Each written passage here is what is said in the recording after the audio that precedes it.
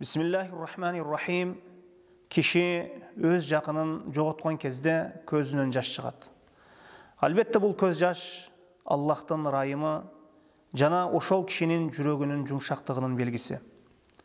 Эми киши өз жақынын жоғалтқан кезде шарияттын чегинен чыгып, кийимдерин айырып, жүзүнө уруп, жахилият иштеринен бир ишти жасоосу, бул албетте жакшы нерсе эмес, жакшы иш эмес.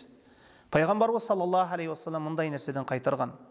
Жана бир хадисинде айтат: "Вақал ан-наихату иза лам татуб qabla mautiha tuqamu yawm al-qiyamati wa alayha sirbalun min qatran wa dir'un min jarabin" дейт.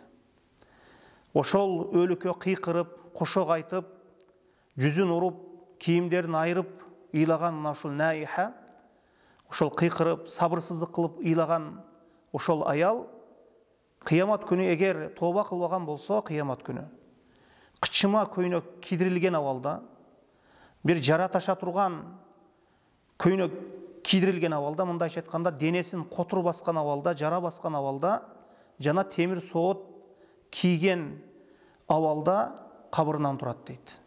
Бул өтө коркунучтуу хадис. Мына ошондуктан инсан мына ушундай хадистерди уккандан кийин мына ушундай жахилият иштерине барып коюудан этият болуу керек. Бул нерсе эркектерге караганда аялдарда көбүнчө болот.